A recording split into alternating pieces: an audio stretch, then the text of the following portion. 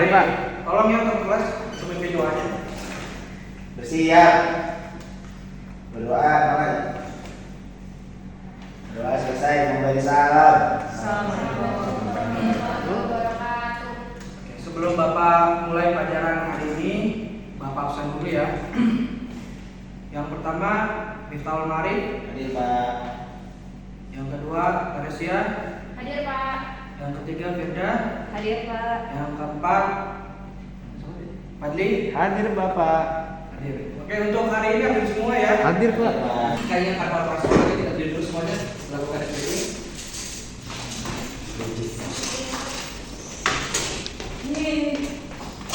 Kalau Bapak bilang satu, orang kaya.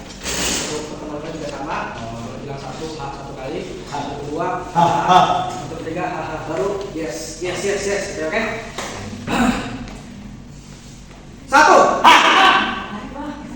dua, tiga. Melanjutkan pertemuan kemarin. Untuk pertemuan kemarin kita memulai dengan pelajaran pasar modal ya. Oke. Buka halamannya untuk pasar modal 238.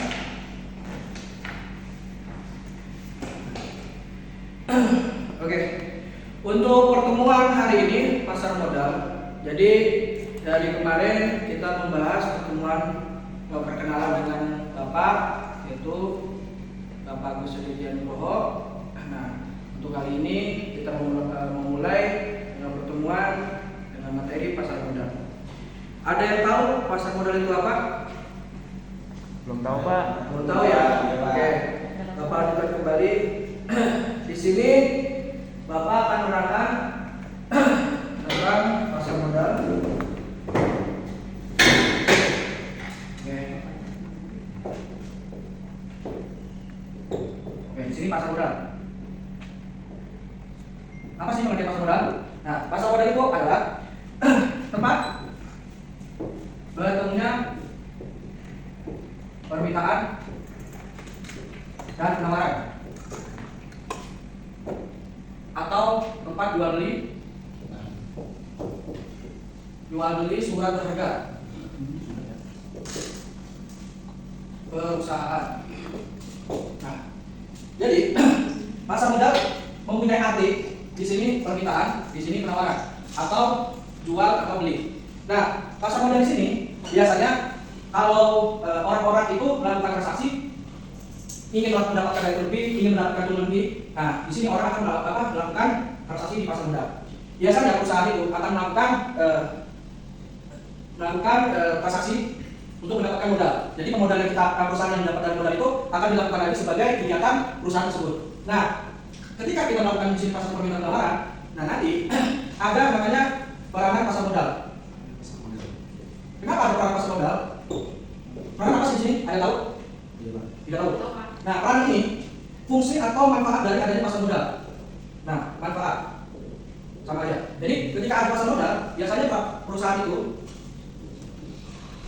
melakukan penambahan modal. Modal itu biasanya ketika perusahaan melakukan modal, ada namanya bursa efek yang melakukan transaksi di Indonesia. Nah, nanti dari sini yang pertama peranannya adalah sebagai modal perusahaan. Ketika perusahaan mendapatkan modal, maka perusahaan akan menambah kapasitas. Yang kedua, peranannya adalah menambah kapasitas produksi.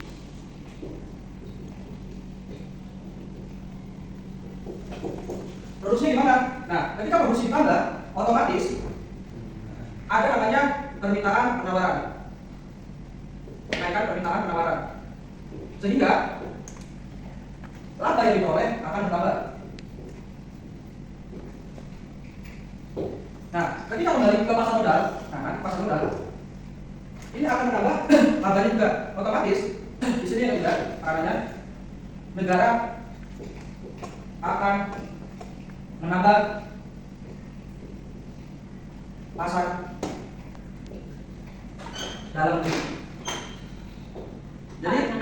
Jadi ada pertanyaan di sini dari pengertian pasar modal sama mana? Pak, gimana ya Pak? Berarti contoh pasar modal itu seperti apa sih Pak? Nah, contoh pasar modal. Jadi gini, sebelum masuk ke contoh, Ya. di sini kan ada dua pasar modal peranan. Nah, nanti contoh dari pasar modal tersebut bisa kita contohkan seperti ini. Contohnya itu saham, obligasi, terus apa namanya reksadana, terus nah ini contoh-contohnya dulu ya, saham, obligasi, reksadana. Nah, dari sini disimpulkan ada transaksi yang dilakukan yaitu secara perorangan atau misalnya juga secara badan usaha. Jadi perorangan ini perorangan seperti gimana maksudnya? Nah, perorangan misal Bapak pribadi melakukan transaksi pembelian suatu perusahaan. Nah, perusahaan mengeluarkan suatu surat berharga berjumlah misalnya 1 juta lembar saham. Nah, di sini disebutnya perusahaan publik. Ketika surat berharga ini dikeluarkan oleh perusahaan, maka publik, Bapak pribadi atau badan usaha bisa membeli saham tersebut. Nanti hitungannya, ketika kita beli surat berharga salah 1 juta lembar saham, kita bisa Bapak sendiri atau misalnya badan usaha perusahaan bisa membeli 1 juta lembar. Jadi ketika kita beli perusahaan melaporkan ke lembar saham tersebut, nah Bapak atau badan usaha bisa membeli 1 juta lembar saham ini. Ini namanya perusahaan publik. Ya, perusahaan publik. Jadi perusahaan mengeluarkan surat berharga perusahaan tersebut sehingga berapa persen dari perusahaan, misalnya 10%, nah maka 10% ini publik bisa membeli saham tersebut. Nantinya ketika saham tersebut misal 10% dikeluarkan, otomatis badan usaha atau Bapak pribadi sendiri memiliki saham perusahaan tersebut. Karena pada hakikatnya di sini perusahaan mengeluarkan 1 juta lembar saham. Gitu. Nah, ini contohnya. Ketika pasar modal udah melakukan, misalnya perusahaan melakukan pengeluaran dari lembar saham ini, nah kita sendiri juga bisa, badan usaha juga bisa. Nanti pembeliannya lewat sini di bursa ini sistem perdagangannya. Nanti kita masuk ke sistem perdagangannya. Nah, dari contoh tersebut masuk kita ke ini Bapak harus beli. Boleh ditulis dulu nanti biar ada catatannya. Nanti kita masuk ke lembaga penunjang pasar modal. Ada pertanyaan tuh dari materi ini, lembaga penunjang sama produk pasar modal. Jadi ini yang ada di lembaga penunjang dipakai. Jadi penunjang pasar modal itu termasuk efek lebih dalamnya. Jadi pasar modal itu banyak transaksi, terus banyak kegiatan, terus banyak pelakunya juga. Nah ini pelaku di dalam pasar modal. Lalu penjelasan terkait lembaga penunjang pasar modal dan produk pasar modal. Nah, lembaga di sini ada 8, yaitu yang pertama bursa efek. Nah, bursa efek di sini tempat transaksi perdagangan. Jadi transaksi perdagangan antara penjual sama pembeli. Ada di bursa efek. Nah, biasanya ada namanya sekuritas. Nanti kita penjelasannya di mekanisme transaksinya ya. Oke, Terus yang kedua BPK, badan ini pengawas pasar modal. Nah, biasanya dia ngawasi transaksi. Kalau ada yang ilegal, misalnya saham itu naik, terus tiba-tiba ada berita apa naik, nah itu biasanya pengawas pasar modal melakukan tindakan. Terus yang ketiga akuntan di sini yang masalah keuangan. Perusahaan biasanya memerlukan akuntan publik. Underwriter di sini perusahaan yang menentukan saham baru. Biasanya ketika ada saham lain yang IPO, nah perusahaan underwriter ini biasanya dari biasa sekuritas bisa, terus BI sekuritas bisa, dan yang lainnya itu termasuk underwriter. Nah, nanti ada wali, yang kelima ada wali mana? Wali untuk penerbitan obligasi. Nah, ketika perusahaan melakukan obligasi atau surat utang, wali ini akan memberikan penerbitan obligasi tersebut. Terus juga yang keenam notaris. Notaris ini penerbitan saham dalam RPS. Biasanya ketika ada RPS, notaris ada di sini. Nah, untuk yang ketujuh konsultan hukum yang memberikan tentang di pendapat hukumnya dalam transaksi pasar modal. Ini ada pada pengawasan. Nah, ke depan adalah lembaga clearing. Nah, clearing ini biasanya ketika sudah melakukan transaksi pembelian atau penjualan, nah lembaga ini yang bertindak nantinya sebagai perhitungan dalam sebuah transaksi. Biasanya Bapak melakukan transaksi pembelian 100 lembar saham. Nah, biasanya lembaga clearing ini mencatat 3 tersebut. Nah, untuk produknya di sini ada saham biasa. Nah, saham biasa ini saham yang dilakukan masuk di pasar modal, yaitu di bursa efek. Jadi kita melakukan beli atau penjualan, ini adalah saham biasa. Nah, saham preferred ini saham yang ada di saham biasa dan juga ada di obligasi. Nah, biasanya di saham biasa ini, di saham preferred ini antara saham biasa sama obligasi ya dibilang setengah-setengah. Jadi transaksinya bukan di saham biasa tapi saham, tapi ada obligasi juga. Jadi ada dua di sini untuk jenisnya. Terus yang kedua, di sini ada obligasi. Obligasi ini adalah surat utang yang dilakukan perusahaan.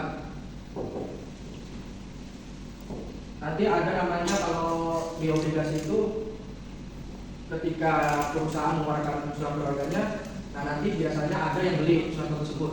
Nanti kalau hasil returnya ini disebutnya bunga. Kalau di saham hasil returnya ini capital gain. Ketika ada kenaikan saham tersebut, keuntungannya disebut dengan capital gain. Nanti juga di sini ada dividen. Dividen ini laba yang bukan dari perusahaan.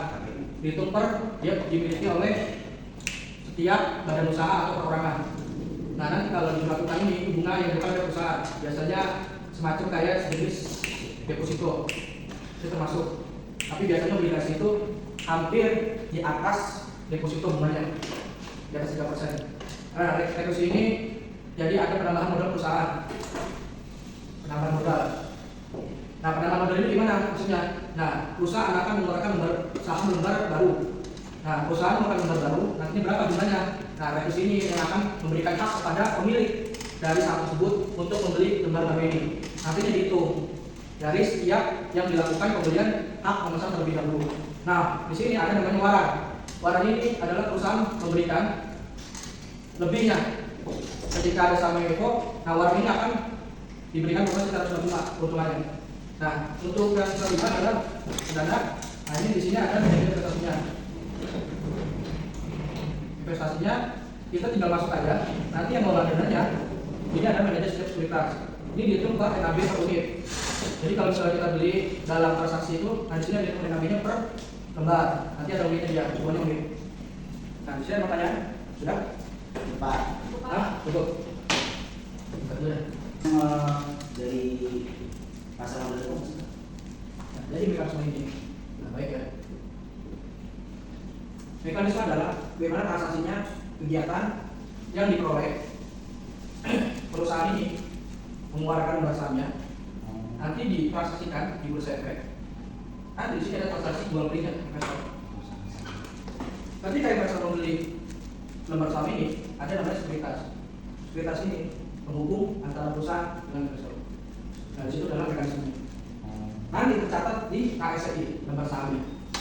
Nah KPI ini menyimpan dananya duit kita. kayak koperasi gitu kan? Bukan koperasi jadi lembaganya. Tercatat di KSI sama KPI. Ini kelilingnya, ini KSI-nya. Jadi kalau kita melakukan transaksi kita tercatat di KPI, KSI ini nanti kita melakukan pembayaran yang tercatat. Ada yang mau tanya? Cukup ya. Oke. Dari penjelasan tersebut disimpulkan, jadi pasar modal itu mempunyai arti penting bagi perusahaan. Bagaimana perusahaan mendapatkan modal sehingga para pelaku perusahaan tersebut dan termasuk investornya akan memberikan imbalan yang baik.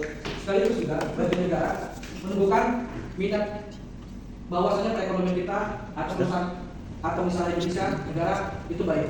Karena adanya investor tersebut memberikan kelebihan bagi perusahaan terkait untuk bisa berkembang lebih baik. Nah, dari dalam tersebut disebutkan juga pasar modal memiliki arti penting bagi perusahaan, terus bagi perorangan juga, investor dan juga negara. Segitu saja untuk penyampaian materi tentang pasar modal. Baik, tidak ada pertanyaan? Silakan ketua kelas untuk memimpin doa pada hari ini. Siap. Berdoa mulai. Berdoa selesai. Memberi salam. Assalamualaikum warahmatullahi